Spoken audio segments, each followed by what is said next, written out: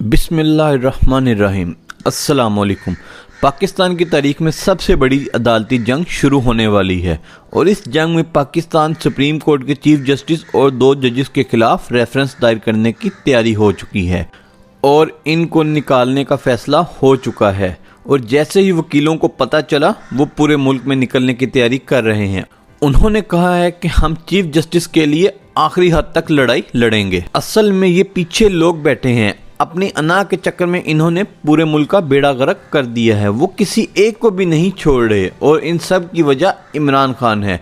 उनको ये डर है कि अगर इमरान खान आ गया तो वो हमें जिंदा गाड़ देगा और अमेरिकी साइफर से लेकर अर्श शरीफ तक तमाम केस खोलेगा और वो हमें किसी सूरत नहीं छोड़ेगा। और अब इस सूरत हाल में इमरान खान ने वकीलों को कहा है कि आप बाहर निकलने की तैयारी करें क्योंकि आपने मुल्क के चीफ जस्टिस के ऊपर हमला करने की तैयारी को रोकना है। असल में इनका मसला चीफ जस्टिस नहीं है, इनका मसला इमरान खान है कि वो किसी सूरत इक़्तिदार में ना आए। तो इस सूरत हाल में उन्होंने तीनों जजेस को निकालने का फैसला किया है और इसके बाद खुद ब खुद काजी फाइज ईसा चीफ जस्टिस बन जाएंगे और हम उनसे अपनी मर्ज़ी के फैसले करवा लेंगे। उन्होंने 1971 में भी मुल्क को तुड़वाया था, तब भी अपनी अना के चक्कर में। उन्होंने यही काले करतूत थे और उनकी अना का मसला है और यही काले करतूत अब वो दोबारा करने जा रहे हैं। अब तमाम वकला मुत्तहिद हैं क्योंकि उन्होंने चीफ जस्टिस को कहा था कि अगर आप स्टैंड लेंगे तो हम आपके साथ देंगे। अब तमाम वकला शाहराह दस्तूर पर निकलेंगे और अब इमरान खान ने भी ज़मान पार्क में अपने तमाम कारकुनों से कहा कि घरों में कोई नहीं रहना चाहिए, सब के सब चीफ जस्टिस के लिए बाहर निकलने चाहिए। असल में ये सब डरे हुए हैं कि चीफ जस्टिस आर्टिकल 190 का इस्तेमाल ना करे।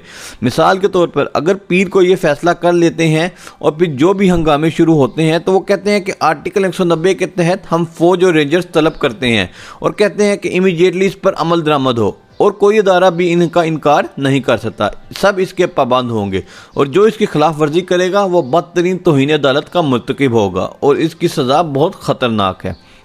नवाज शरीफ ने अभी कल धमकी दी है कि अगर हमारे खिलाफ कोई फैसला आया तो डॉलर 500 का हो जाएगा और ये आखिरी हद तक जाने को तैयार है। असल में मरीम नवाज और नवाज शरीफ चाह रहे हैं कि बस पाकिस्तान में इलेक्शन ना हो और जितना फसाद हो सकता है वो हो, हमें क्या मसला है, हम तो बाहर हैं। और यहाँ पर बैठे लोग उनको जाहिलों की तरह हुक्म मान रहे हैं। अब हुआ कुछ यूँ है कि ज़मान पार्क में इजलास हुआ है कि अगर चीफ जस्टिस को फारिग करते हैं तो लोग सड़कों पर आ जाएंगे और मुल्क में क़यामत आ जाएगी और फिर मुल्क उस वक्त तक कंट्रोल में नहीं रहेगा। वैसे भी वकला किसी की नहीं सुनते और ना किसी इदारे से डरते हैं।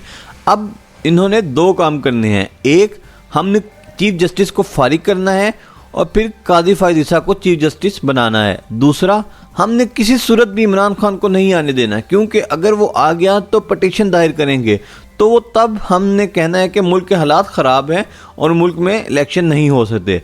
अब मुल्क में जो सूरत हाल नज़र आ रही है वो एमरजेंसी लगाने की आ रही है क्योंकि अब हमारे पास इलेक्शन को रोकने का कोई और दूसरा तरीका नहीं है।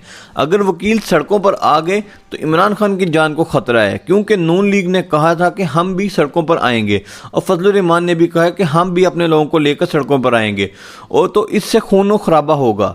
अब ये देखिए कि रमज़ान में ये सब कुछ हो रहा है तो पता नहीं ईद कैसे गुजरेगी। ऐसा हिस्ट्री में पाकिस्तान के हालात कभी ख़राब नहीं हुए। अब इस सूरत हाल में अगर सदर पाकिस्तान डट जाते हैं तो बहुत अच्छा होगा क्योंकि उनकी मर्ज़ी के बगैर कुछ नहीं हो सकता। असल में ये चाह यही रहे हैं कि अक्टूबर में भी मुल्क में इलेक्शन ना हो और अगर अक्टूबर में भी मुल्क में इलेक्शन ना हुए तो ये लोग ये बात ज़हन में रखिए कि पाकिस्तान में फिर कभी इलेक्शन नहीं होंगे और ये मुल्क अनारकी की तरफ जाएगा। अब असल में इमरान खान के सामने जो 5 शराइत रखी हैं वो इसने माननी नहीं है और उनको अंदर से डर लगा है कि अब इमरान खान की आंखों में खून उतरा हुआ है और वो किसी की आंखों में खून उतर जाए तो वो इंतकाम लिए बगैर नहीं छोड़ता। और अब असल में ये सूरत हाल है। अगर चीफ जस्टिस को निकालते हैं तो पाकिस्तान की तारीख में सबसे ज़्यादा ख़तरनाक बहरान होगा जो कि बाद में किसी के कंट्रोल में भी नहीं रहेगा।